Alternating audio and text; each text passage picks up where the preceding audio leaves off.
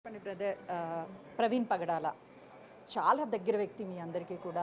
రెగ్యులర్గా టీవీ ఛానల్స్లో కానీ వివిధ ప్లాట్ఫామ్స్ మీద తను చెప్పేటువంటి వాక్యాలు వింటూ ఉంటారు, ఆచరిస్తూ ఉంటారు. కానీ తను మృతి చెందాడు అన్న విషయం టీవీ ఛానల్లో చూడడము, ఇప్పటికీ సస్పెక్టివ్గా అసలు ఏం జరిగిందని తెలియకపోవడం ఏం చెప్తారు? సో మొదటగా ఏంటంటే నేను 25వ తారీఖు మధ్యాహ్నం నాకు ఈ విషయం తెలిసింది. సో 25వ తారీఖు మధ్యాహ్నం 12 గంటలకి, అంటే నేను నైట్ షిఫ్ట్ వెళ్ళి పడుకొని లేచిన తర్వాత ఈ విషయం తెలిసిన తర్వాత నా కుటుంబంలో ఆయన జన్మించకపోవచ్చు. అంటే నా నా సొంత సహోదరుడు ఎలాగో, నా సొంత బ్రదర్ ఎలాగో, అంతకంటే ఎక్కువగా భారంతో నేను ఏడ్చాను. హల్లెలూయా. యాక్చువల్గా చెప్పాలంటే, సో బ్రదర్ ఎలాగంటే ప్రతి క్రైస్తవుడి, అంటే ఇక్కడ క్రైస్తవులు ఎంతమంది ఉన్నారు, ఆంధ్ర తెలంగాణ కాదు, ప్రపంచం మొత్తంలో ఆయనకు అభిమానులు ఉన్నారు. ఈయన ఏంటంటే ఒక బైబిల్లో ఒక వాక్యం ఉంటుంది, అంటే దావీదు ప్రతి హృదయానుసారుడు అంటారు. సో ఈయన కూడా ప్రతి వారికి, అంటే క్రైస్తవ సమాజానికి మొత్తము ఆయన హృదయానుసారుడు, అందరికీ బరువెక్కిపోయింది.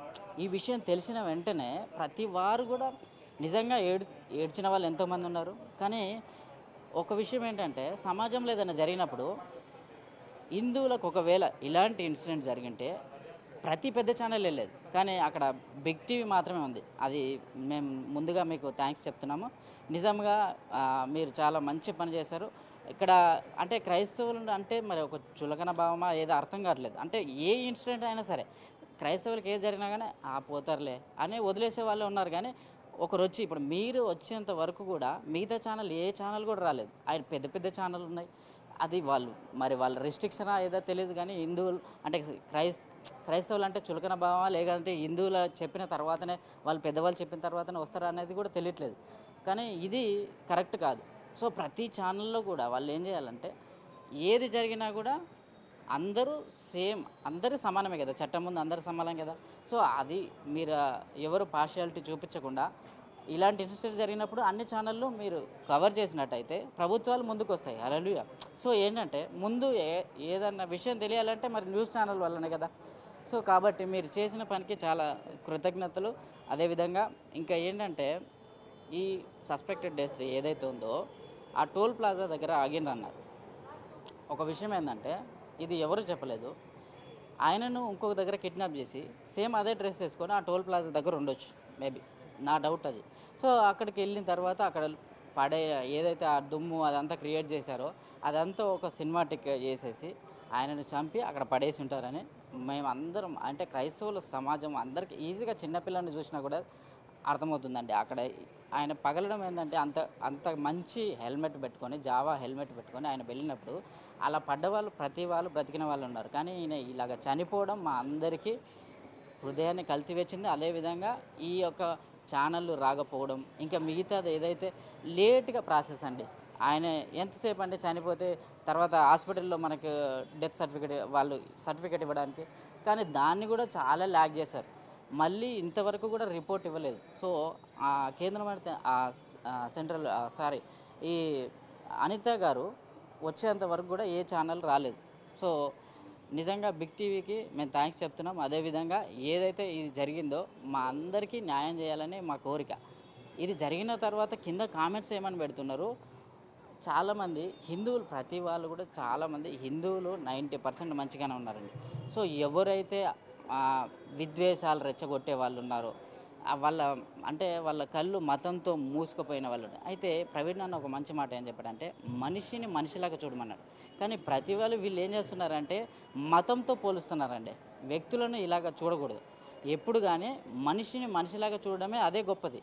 ఇప్పుడు ఒక కుక్క చనిపోతే చాలామంది ఏం చేస్తారంటే అయ్యో అయ్యో అని టిక్టాక్లో, ఫేస్బుక్లో, టీవీ ఛానల్లో అన్నిట్లలో వేస్తున్నారు. కానీ ఒక వ్యక్తి చనిపోయాడండి ఇక్కడ. ఆ వ్యక్తి చనిపోతే పట్టించుకోవాలా లేదా? కానీ అసలు ఇది క్రైస్తవ సమాజానికి ఆయన ఒక వెన్నుముక అండి. నిజంగా చెప్పాలంటే ఈ రోజుల్లో ఆయన ఒక అపస్రుడు. సో ఆయన పోరాటము చాలా గొప్పది. సో ఇదే విధంగా ఇక ముందు ఎవరైతే నిజంగా ఇలాంటి లీడర్స్ బయటికి వెళ్తున్నారో దయచేసి మీరు వెళ్ళేటప్పుడు కనీసం ఒక 10 మందిని తోడు తీసుకొని వెళ్ళాలని మేము విజ్ఞప్తి చేస్తున్నాము. మీరు ఇంకొక విషయం ఏంటంటే, ఎవరైతే అక్కడ పిలుస్తున్నారో వీళ్ళు వచ్చేంత వరకు మధ్యలో విలేజ్లు ఉంటాయి కదా. సో ఆ విలేజ్ వాళ్ళకి ఇన్ఫర్మేషన్ ఇవ్వండి. ఎందుకు అంటే ఎక్కడెక్కడ ఆగుతున్నారో తెలియదు. సో వెనకాల మరణం ఎంత వేరాడుతుందో తెలియదు, ఎంత దుర్మార్గులు దుష్టులు ఉన్నారు. సో వాళ్ళ గురించి చెప్తున్నాను. కొంతమంది టీవీ ఛానల్ ఏమంటున్నారు, ఆయన తాగి నడిపారు అంటున్నాడు. ఆయనకి తాగే అసలు ఆలోచనే ఉండదు, ఆయనకి తాగుడు అనేది లేదండి. ప్రవీణ్ పగడాల మృతదేహ చూసేందుకు ఆఖరి చూపుకి ఎంతో మంది వచ్చారు. చెప్పండి బ్రదర్, మీరు నాన్ స్టాప్గా అసలు ఏం జరుగుతుంది ఏంటి అనేది చూస్తూనే ఉన్నారు. అసలు ఏం లాస్ట్ ఇయర్ ప్రవీణ్ పగడాల గారు ఈ ప్రాంతానికి వచ్చారండి. ఈ ప్రాంతానికి మా బాపట్ల ప్రాంతానికి కూడా వస్తానని ఈ జరగక మునుపు ఒక 3 రోజుల క్రితము జాన్ బుష్ గారు అమెరికా నుంచి కాల్ చేశారు. ఈ సంఘటన జరిగిన తర్వాత జరగక మునుపు గ్రామంలో కూడా మీటింగ్స్ ఏర్పాటు చేస్తామన్నప్పుడు తప్పకుండా వస్తామని చెప్తూ వచ్చారు. కానీ క్రైస్తవ ప్రపంచానికి ఒక తీరని లోటు అని చెప్పుకోవాలి. ఆయన మాదిరి ధైర్యంగా మాట్లాడగలిగిన సేవకుడు మరొకరు లేరని చెప్పుకోవచ్చు. చాలామంది ప్రసంగాలు చెప్పవచ్చు నేటి దినాల్లో, కానీ అన్ని మత గ్రంథాలు భారతీయ చారిత్రను ఆధారం చేసుకొని మాట్లాడగలిగిన ఏకైక వ్యక్తి ప్రవీణ్ పగడాల గారు. చాలా తగ్గింపండి, చాలా హంబుల్డ్. నేను ఇంత పెద్ద వ్యక్తిని లేకపోతే 10 మంది బాడీ గార్డ్స్ని పెట్టుకొని వెళ్ళడము అదేం లేదండి. చాలా తగ్గింపు, చాలా వినయం కలిగిన వ్యక్తిగా ఆయన వస్తూ వచ్చి నేను ఒకటే నమ్ముతాను, వితౌట్ గాడ్ పర్మిషన్, దేవుని అనుమతి లేకుండా జనన మరణాలని ఎవరికి సాధ్యం కాదు. సమస్తం ఆయన ఆధీనంలో ఉంది, సమస్తం ఆయన చిత్తానుసారంగా జరుగుతుంది. బైబిల్ గ్రంథంలో అపోస్తుల కార్యములు 7వ అధ్యాయంలో స్టెఫన్ అనే ఒక యవనస్తును సేవకుల గురించి మనం వింటూ ఉన్నాం. ఆయన తర్వాత ఒక గొప్ప సేవకుడిగా హతసాక్షిగా నేటి దినాల్లో మనం చూడగలిగేది ఎవరంటే ప్రవీణ్ పగడాల గారు. యాక్సిడెంట్ అని చెప్తున్నారు కానీ అవి నమ్మడానికి లేదు. కానీ ఏదైనా ఆయన నేటి తరం నిద్రిస్తున్న క్రైస్తవాన్ని మరలా మేల్కొల్పి అనేకులను ఉజ్జీవింపచేసి దేవుని కొరకు గొప్ప సాక్షులుగా నిలబెట్టాలి, అనేకులకు ఒక ఇన్స్పిరేషన్. చాలామంది సేవ చేస్తున్నారంటే ఒక కోణమే ఉంటుందండి, వాక్యం చెప్పడమా లేకపోతే సంఘాలు చూసుకోవడమా, కొన్ని కోణాలు ఉంటాయి.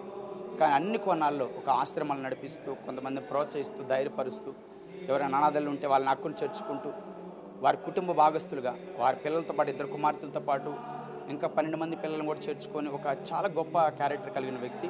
ఎక్కడ కూడా భయపడలేదు ఆయన. భయపడే వ్యక్తి అయితే ఒక్కడిగా వెళ్ళేవాడు కాదు. ఇప్పుడు భయపడేవాళ్ళు కాబట్టి చాలామంది వందలు పెట్టుకొని పోతున్నారు. సేవకులను చెప్పుకున్న వాళ్ళు కూడా బాడీ గార్డ్స్ని పెట్టుకుంటున్నవారు, రకరకాల కోణాల్లో సెక్యూరిటీని పెట్టుకుంటున్న వారు ఉన్నారు. కానీ ఒంటరిగానే వెళ్ళాడు, ఒంటరిగానే దేవుని కోసం నిలబడడానికి ప్రయాసపడ్డారు. బైబిల్ గ్రంథం చాలామంది హతసాక్షులు చూస్తాం. అపోస్తుల కార్యంలో దేవుని కొరకు యేసుప్రభు వారు మరణించిన తర్వాత చాలా గొప్ప గొప్ప వ్యక్తులను చూస్తాం. ఆ తర్వాత నేటి దినాల్లో one of great inspiration Praveen Pagadala garu. చాలామందిని ఉజ్జీంపచేశారు. ఆయన లేని లోటు ఎవరు తీర్చలేదు. ఒకటే ఆశపడుతున్నాం, దేవుడు రాను తరాల్లో ప్రవీణ్ పగడాల గారు ఉన్న ఆదర్శాలు, వారికి ఉన్న ఆశయాలు, వారికి ఉన్న ఆలోచనలతో ఇంకా ఏదైతే గతంలో ఆయన మీడియా పూర్వకంగా చెప్తూ వచ్చారో అవన్నీ ఆధారం చేసుకొని యవ్వన బిడ్డలు కావచ్చు, రాను తరాలు ఇన్స్పిరేషన్గా చేసుకొని రానున్న దినాలు ఇంకా భయంకరంగా ఉండబోతున్నాయి. ఇది కామన్, ఇది నార్మల్. యేసుప్రభువు వారు ముందే చెప్పారు ఇలాంటి సంఘటనలు జరుగుతాయని. నా నిమిత్తం మిమ్మల్ని ద్వేషిస్తారు, అవమానాలు వస్తాయి, హేళన చేస్తారు, అలా జరగకపోతే మీరు ఆశ్చర్యపడాలని చెప్తూ వచ్చారు. కాకపోతే మనం కూడా హతసాక్షులుగా సిద్ధపడాలి. మనం ఎప్పుడైనా రావచ్చు మరణం అనేది. క్రైస్తవుడు మరణానికి భయపడ్డాడు, ఎప్పుడైనా సిద్ధంగానే ఉంటాడు. మనందరం కూడా ఆ విధంగా ఆ కుటుంబం కోసం ప్రార్థించాలి. బిగ్ టీవీ వారికి నేను చాలా అభినందన తెలియజేస్తున్నాను. ఇన్ని మీడియాలు ఉన్నా కూడా మీకు మాదిరి ఎవరు రాలేదండి. మీకు చాలా అభినందనలు చెప్పాలి. ఎందుకంటే అది మేము మర్చిపోకూడదు, ఎవరు మర్చిపోరు. మేమని కాదు, క్రైస్తవ ప్రపంచం ఎవరు కూడా బిగ్ టీవీని మర్చిపోరు. ఈరోజు మీరు ఏ విధంగా ఈ క్రైస్తవ సమాజానికి ఒక కరెక్ట్గా నిలబడుతూ సపోర్ట్ చేస్తూ వచ్చారో రానున్న దినాల్లో కూడా సత్యాన్ని సత్యంగా అనేకులకు అందించే రీతిలో మీ సహకారం ఉండాలని కోరుకుంటూ మిమ్మల్ని అభినందిస్తున్నాను. అందరూ కూడా కుటుంబానికి ఆదరణ కలగాలని సానుభూతి తెలియపరుస్తున్నాను. Thank you. బిగ్ టీవీకి చాలా thank you madam. First of all ఎందుకంటే నేను జహీరాబాద్ నుంచి వచ్చిన, దాదాపు నాకు ఇక్కడ నుంచి 120-125 కిలోమీటర్స్ నుంచి వచ్చిన. నేను ఎప్పటి నుంచి అయితే మనకు ఇన్సిడెంట్ జరిగిందో అప్పటి నుంచి కూడా బిగ్ టీవీ ద్వారానే మేము అన్ని రిపోర్ట్ ఏదైతే మాకు వచ్చే న్యూస్ బిగ్ టీవీ ద్వారా తెలుసుకుంటున్నాం. మేము ఎటువంటి న్యూస్ ఛానల్స్ కానీ ఎటువంటిది కానీ ముందరికి వస్తలే. ఏ వచ్చినా మాకు సోషల్ మీడియా ద్వారా బిగ్ టీవీ ఒకటి సపోర్ట్ ఛానల్ మంచి చేసింది. ఫస్ట్ ఆఫ్ ఆల్ బిగ్ టీవీకి చాలా థ్యాంక్ యూ మేడం.